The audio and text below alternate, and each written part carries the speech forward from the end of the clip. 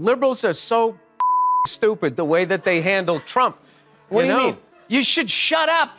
And then that was it. He was on the casino circuit, and then you idiot liberals wrote him twist again when you indicted him. And now he's a martyr. The stupid election is finally over. It took forever. Like, you know? Yeah.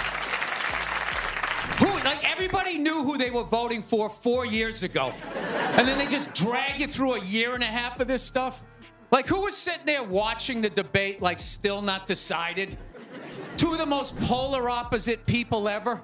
It's like, all right, let's see. What does the orange bigot have to say? He's just winging it. That's how Bill Burr described Trump before launching into the most savage takedown we've seen on TV this year. The comedian didn't just criticize Trump, he turned him into a walking punchline that even had Trump supporters laughing. Ever seen someone murder a politician with just words and some hand gestures? In this video, Burr does exactly that, mimicking Trump's bizarre speech patterns while comparing his presidency to a student who showed up for the final exam without studying.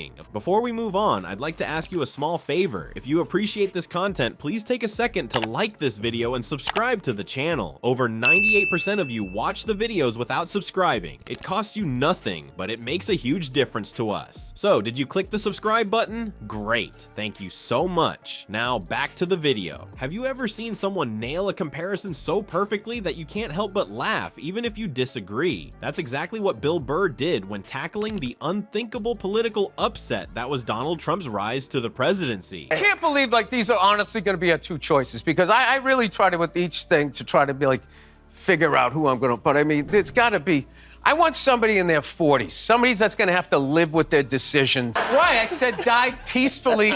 Oh, you did? I didn't hear peacefully. I did. Oh, and then you threw that in. I must have thrown that in, yeah. Bill Burr is here, he means no harm. How long you been wearing suits? You're supposed to unbutton the coat when you sit down. No, that's not bugging true. Me the whole time. I don't want, with any luck, they'll both die of natural causes before the election. While most comedians were busy attacking Trump's policies or his tweets, Burr zeroed in on something much more universally hilarious: the pure absurdity of the situation. Burr didn't just call Trump's election surprising. No, he framed it as the greatest underdog story in American history, bigger than any sports upset we've ever witnessed. Imagine the pure comedy gold as Burr listed off legendary sports moments. Remember when the US hockey team beat Russia at Lake Placid? Or Kirk Gibson's impossible home run when he could barely walk? How about when the Giants crushed the undefeated Patriots' perfect season? Then Burr drops the punchline: those monumental upsets were all a joke compared to Trump's victory. I don't know what I'm gonna do that day. I'm just gonna be totally honest. Are you? I'm just gonna be, look, I got caught up in the lie that you're supposed to say as a parent. It's stupid. Chris Angel is doing everything that Jesus did other than pulling the fish out. He's walking on water too. The whole thing is stupid. I don't really believe in much. I don't believe in Santa Claus. I don't think Jesus.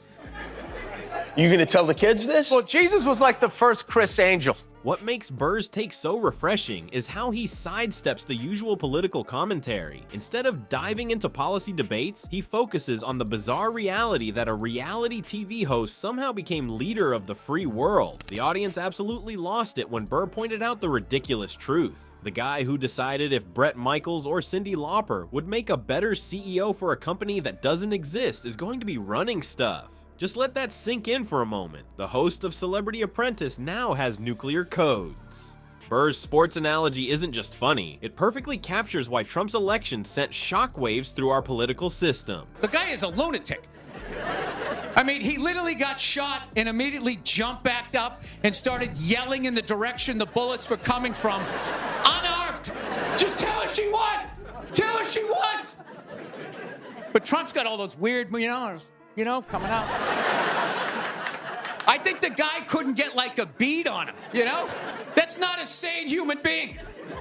I would have been on the ground crying in the fetal position, all right, give me the truck. I don't want this job anymore. It wasn't supposed to happen. Every expert, every poll, every politically savvy person said it couldn't happen, and yet, against all odds, it did. Like the 1980 Miracle on Ice hockey game or David taking down Goliath, Trump's victory rewrote what we thought was possible in American politics. The real genius of Burr's commentary isn't just what he says, it's how he says it. He doesn't come across as some elitist political pundit with an agenda. He sounds like your slightly angry buddy at the bar who's just pointing out the obvious weirdness of our reality. There's no pretentious language, no hidden political agenda, just a regular guy saying what millions were thinking but couldn't articulate as hilariously. I don't want to hear it. I don't watch politics, so we're going to keep it light. All right? Here we go. All right. Well, I just got over the flu, which is fantastic. You know what I mean? He's a narcissist. Neutral energy. Yeah. Neutral. You think he'd go away? You know what I think he was? I think he was a one-hit wonder. Right? He wrote the twist. It's going to be great for comedy. He's coming back. This year, you're not going to get a visit from Santa, but you are going to get a visit from the Secret Service.